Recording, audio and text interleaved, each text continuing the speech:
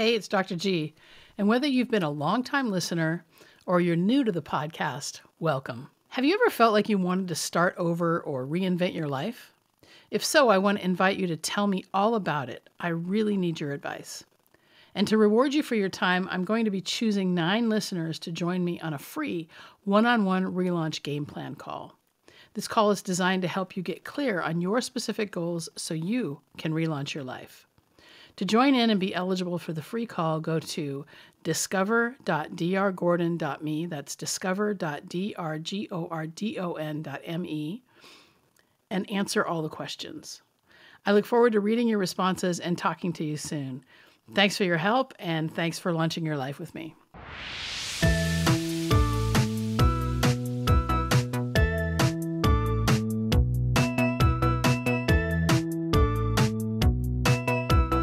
Hi, this is the Launch Your Life podcast. I'm your host, Dr. Michelle Gordon. Today on the podcast, I'm talking about sundown towns, cultural and systemic racism, and Christmas traditions. As always, I welcome your feedback. Feel free to email me, drg@drgordon.me. And for the latest episodes, go to launchyourlifepodcast.com. If you like the podcast, please take a moment to give it a 5-star review wherever you get your podcasts and share it widely with your friends. Last time I left you with causes of toxic shame, the stages of predation, generational trauma, family secrets, and a couple of entrepreneurial stories. Listen to or watch the previous episodes starting with 162 for the complete story. Now, there's no easy way to talk about racism. American history of slavery, Jim Crow, white supremacy veiled in religion, continued wrongful conviction due to race, and the genocide of the Native Americans is a dark stain we're never going to be able to remove. And these are just a few of the systemic atrocities perpetuated in the name of progress or religion. The native people of the Tri-Cities, confined to the reservation, legally fished for glinting salmon as they jumped the fish ladders and swam upstream to spawn in the cool, clear water of the Yakima River.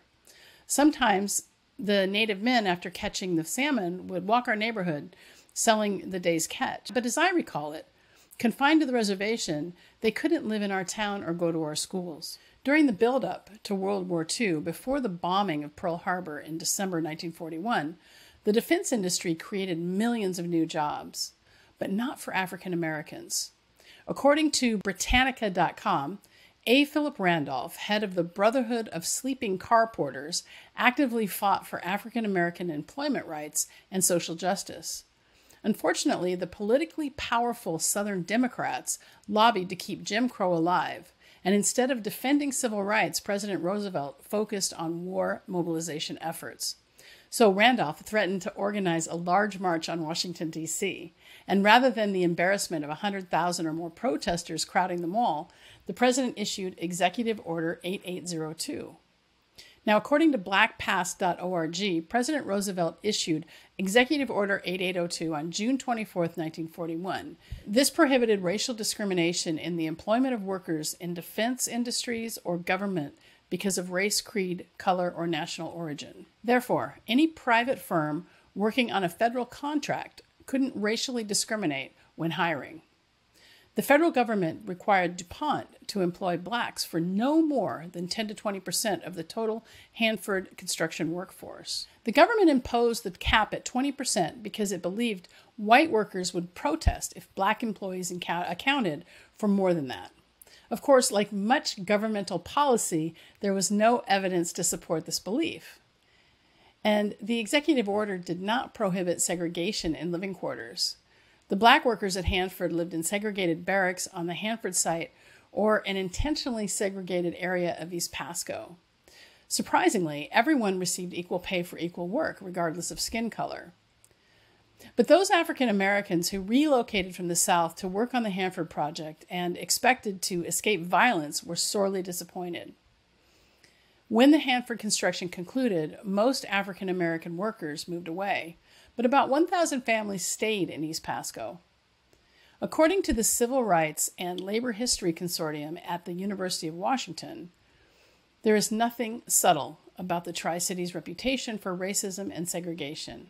For decades, Kennewick and Richland were sundown towns, banning black people after dark. African Americans were forced to live in East Pasco, and even after discrimination became illegal, segregation continued. It was not until the census of 2000 that residential patterns opened for African Americans. Pasco also became home to the rapidly expanding population of Latinos. It is only in the current century that Kennewick and Richland have begun to diversify. BlackPass.org states sundown towns are all white communities, neighborhoods, or counties that exclude blacks and other minorities through the use of discriminatory laws, harassment, and threats or use of violence. The name derives from the posted and verbal warnings issued to blacks that although they might be allowed to work or travel in a community during the daytime, they must leave by sundown. Now, although the term most often refers to the forced exclusion of blacks, the history of sundown towns also includes prohibitions against Jews, Native Americans, Chinese, Japanese, and other minority groups. The Old Green Bridge, connecting Pasco and Kennewick over the expanse of the Columbia River, bore a sign with a racial slur telling blacks to be back in Pasco by sunset. A revealing article written by Afro's Fatima Ahmed and published shortly after the death of George Floyd on tumbleweird.org, June 9th, 2020, recounts her high school teacher citing the words of the sign verbatim, racial epithet and all. The article goes on to reinforce how the systemic racism of the Tri-Cities hasn't changed. Racism and its cousin bigotry are taught. My parents told us Pasco was dangerous and all black people were criminals. They commonly used the N-word to describe people, nuts, and candy. Separation was good, and so was our white skin. Our white skin made us more entitled, smart, and generally better than others. They had all white friends, some of whom were lecherous old men who drooled at me during parties. And I think my parents believed they, and by extension their children, were better than the different others. So I absorbed this as the truth, and I knew nothing different. Of course, there is no difference between any of us, and even Paul, in his letter to the Galatians, considered the word of God by many Christians, says in chapter 3, verse 28, there is neither Jew nor Gentile, neither slave nor free, nor is there male and female, for you are all one in Christ Jesus. I don't know how religious leaders miss this. There is no biblical or scientific justification for racism of any kind. But white faces dominated in church, even at the highly attended and crowded holiday masses.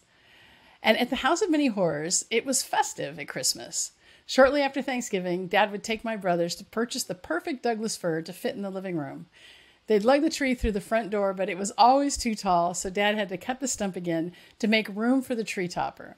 After securing the tree, our parents let us loose. All four of us decorated the tree. It was a mess, a free-for-all, without any structure. We strung the lights and placed ornaments wherever we could reach, most ending up on the lower branches. It was a ton of fun and a mess, but it was our mess. And once we finished with the ornaments, it was tinsel time. We grabbed handfuls of the stuff, threw it up in the air, and watched it rain down on the branches, sometimes in clumps. The neighborhood kids sometimes came to decorate with us because they weren't allowed to decorate their trees. My second oldest brother, Ken, created an extensive Christmas list yearly. And when I think of a child's Christmas list, it's a hastily written mess on a piece of scrap paper. But Ken's Christmas lists were epic feats of thought and OCD. They often consisted of more than 100 items, numbered and prioritized according to desire and need. He continued making the annual list until he died in 1996. And this habit didn't stop as we grew up. Ken simply sent his list to the entire family, and I always looked forward to it. On Christmas Eve, Mom wrangled everyone to midnight mass, and I don't understand why someone would take 4 young children anywhere together, let alone a church service in the middle of the night. Now, Mom's bribe to keep us quiet was the promise of opening one present when we returned from midnight mass. So I carefully considered every festive package with my name on it, wanting to pick a good one, but not the best one, fearing I'd ruin Christmas morning if I did. But underneath the tree was overflowing with presents every Christmas morning, and we never had a frenzy of opening all of our presents at once. Instead, Mom made us take turns and pay attention to whoever was opening.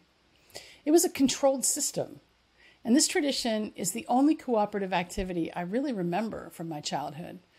Everyone complied without a fight. I guess we all wanted our presents.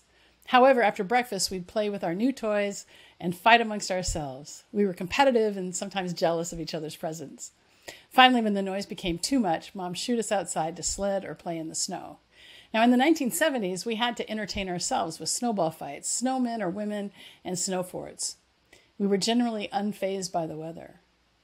One Christmas, the only present I wanted was a baby grow-a-tooth. It was the girl toy of the season, highly advertised, but released in limited quantity to raise the price.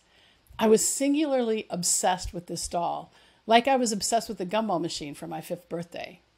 And when it was my turn to open a present, my dream came true. It was a baby grow-a-tooth. I loved her and unabashedly showed her tooth-growing ability to my friends. And no one noticed she was black. I certainly didn't. You see, when my parents went to purchase the toy, only brown dollies were left on the shelf. And my mother was so worried I would reject the doll, but I didn't even notice. As I've said before, racism is a learned behavior. I wish I could say I didn't notice skin differences in school or absorb the belief we were better, smarter, or more entitled. It took years of exposure to other ways of thinking, understanding my parents taught me blatant racism, and my willingness to see others' viewpoints before I unlearned the systemic racism I absorbed through my childhood. I'm still a work in progress. And I want to show you the baby grow-a-tooth. I have it here in my computer.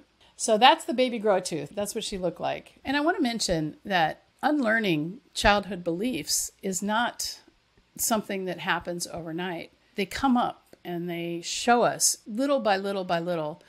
And we have to be patient with ourselves because sometimes the things that we believe we don't even know are beliefs that we've absorbed from our parents.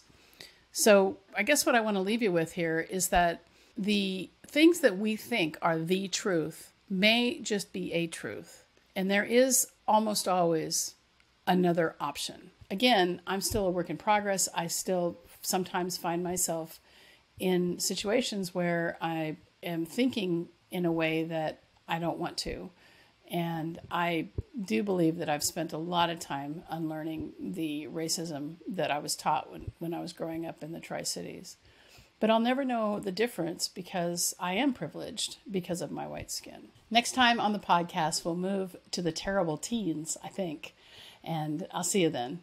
If you like the episode, please subscribe so you won't miss any episodes. Share with your friends and on social. And please leave a 5-star review wherever you get your podcasts. If you really like it, please donate to my Venmo at Dr. Gordon, DrGordon, and help me with my market research. Please fill out the questionnaire at discover.drgordon.me. And to thank you for your time, I'll invite 10 people who complete the form to a free relaunch game plan call and help uncover what's keeping you from launching your life. I'll see you next time.